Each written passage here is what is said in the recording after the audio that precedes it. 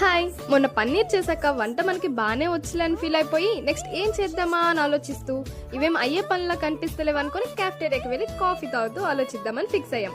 అక్కడ మళ్ళీ పాలు కనిపించాయి. సర్లే ఏదో ఒకటి చేసేద్దాంలే అనుకుని మళ్ళీ తెచ్చేసాం. రూమ్కి వచ్చాకేమో పాల క్వాంటిటీ చాలా ఎక్కువ అయిపోయింది. దీంతో ఏం చేద్దామా అని ఆలోచించి కోవా ఎందుకు చేయకూడదని ఫిక్స్ అయ్యాం. మరి చేసేద్దామా? కోవా చేసుకోవడం వెరీ సింపుల్. మనకు కావాల్సింది పాలు, షుగర్. మాకు కొంచెం హెచ్చులు ఎక్కువ కాబట్టి dry fruits powder. Main ingredient వచ్చేసి లెమన్. మర్చిపోకండి, ఆల్రెడీ పాలు విరిగిపోయి ఉంటే అక్కర్లేదు అనుకోండి.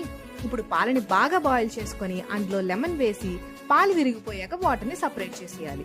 తర్వాత కెటిల్ ఆన్ చేసి అందులో షుగర్, డ్రై ఫ్రూట్ పౌడర్ వేసుకుని బాగా స్టిర్ చేసేయాలి. వాటర్ అంతా ఎవాపరేట్ అయిపోయింది అనుకోండి, అంతే, కోవా అయిపోయింది. మనకి సోకులు ఎక్కువ కాబట్టి మేడ మీదకి పోయి కొన్ని వీడియోలు తీసాం. మమ్మల్ని చూసి ఇన్స్పైర్ అయ్యి ఎవరైనా ఆఫీస్ లో పాలు నొక్కేస్తే గనక కామెంట్స్ లో మెన్షన్ చేయండి. చెప్పడం మర్చిపోయా, ఈసారి మా పక్క రూమ్ వాళ్ళకి కూడా ఇచ్చాం.